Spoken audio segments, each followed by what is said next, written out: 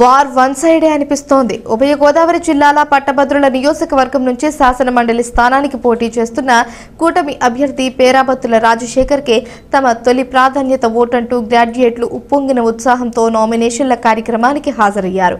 మరొక వైపు కాకినాడ నుంచి ఏలూరు వరకు మార్గ మధ్యంలో అడుగడుగున బ్రహ్మరథం పట్టిన పట్టభద్రుల విజయీభవ అంటూ ఆశీర్వదించారు.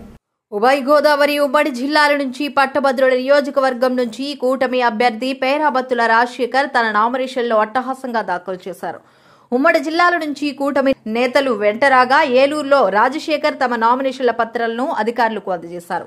అంతకుముందు జై హో రాజశేఖర నినాదాలు నడుమ నామినేషన్లు వేయడానికి స్వగృహం నుంచి బయలుదేరిన కూటమి అభ్యర్థి పేరాబత్తుల రాజశేఖర్ కు తెలుగుదేశం, జనసేన, బీజేపీ నేతలు అడుగడుగునా బ్రహ్మరథం పట్టారు. రావులపాలెంలో ఎమ్మెల్యే బండారు సత్యానందరావు, టీడీపీ నేత ఆకుల రామకృష్ణ ఘనంగా స్వాగతం పలికారు. సీనియర్ నేత యనమల రాజేష్ సారథ్యంలో తుని నుంచి నామినేషన్ల కార్యక్రమానికి ఏలూరుకు వచ్చిన సీనియర్ నాయకులు చింతమనేడి అబ్బాయి, మోతుకూరు వెంకటేష్, ఇనుగంటి సత్యనారాయణ, గాడి రాజాబాబు, యనమల లక్ష్మణరావు, మల్లా గణేష్, అంకారెడ్డి రమేష్, వెలగా వెంకటకృష్ణారావు, అరిగెల నరసింహమూర్తి, కుమ్మరి నాగేంద్ర, యనమల గోవిందరాజులు, బయలపూడి శ్రీరామూర్తి, అంకారెడ్డి బుల్లిబాబు, జనసేన నాయకులు బోనం చినబాబు, దండెం రామకృష్ణ, బొప్పన్న రాంబాబు ప్రభుత్తులు కూటమి అభ్యర్థి పేరాబత్తులకు ఘనంగా స్వాగతం పలికారు. జగ్గంపేట నుంచి Jyothula Nehru, Naveen Kumar, Kakinada rural MLA Vanamadi Kondababu, Kothapeta MLA Bandaru Satyanandarao, ఉభయ గోదావరి జిల్లాలకు చెందిన మంత్రులు, ఎమ్మెల్యేలు, ఎమ్మెల్సీలు, ఎంపీలు పేరాబత్తుల నామినేషన్ల కార్యక్రమానికి హాజరయ్యారు. నాకు పదవద్దు కానీ ఈ ప్రాంతంలో పరిశ్రమలు ఎక్కువ వచ్చేదానికి మీరు కృషి చేయండి.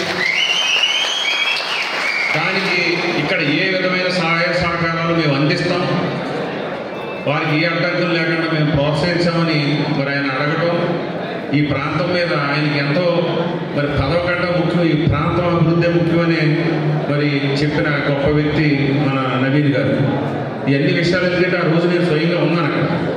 నేను పదవి గురించి మీ దగ్గరికి రాను, ఇవ్వచ్చు, రావచ్చు, ప్రజల్లోంచి వస్తాను అవసరమైతే తప్ప ఏదైతే అవ్వచ్చు, నా ప్రాంతం అభివృద్ధి చెందాలని మరి గొప్ప సంకల్పంతో ఉన్న మన యువ నాయకులు మరి మీ అందరికీ ఈ సందర్భంగా తెలియజేయాలి. అదేవిధంగా 2-3 విషయాలు చెప్పి ముగిస్తాం. ఎందుకంటే మనం చదువుకున్న చదువుకి మనకి కావాలి, న్యాయం జరగాలి, ఉద్యోగం రావాలి. ఈ ప్రాంతంలో మనందరం కూడా మిడిల్ క్లాస్ ఫ్యామిలీకి, బిలో యావరేజ్ ఫ్యామిలీస్ నుంచే ఉన్నాం మనందరం. మన తల్లిదండ్రులు ఎంతో కష్టపడి మనల్ని చదివిస్తే సమయానికి ఉద్యోగం రాకపోతే మనందరం నిరుత్సాహపడతాం. ఉద్యోగ భద్రత అనేది చాలా అవసరం. మరి కూటమి ప్రభుత్వం ఎన్డీఏ ఏర్పడినప్పుడు మన మేనిఫెస్టోలో కూడా పెట్టడం జరిగింది. నిరుద్యోగ యువతకి 20 లక్షల ఉద్యోగాలు కల్పిస్తామనేది కూడా మన మాట ఇవ్వడం జరిగింది. మరి ఆ క్రమంలోనే 7 నెలల కాలంలో చూసుకున్నట్లయితే లక్షలాది కోట్లు పెట్టుబడులు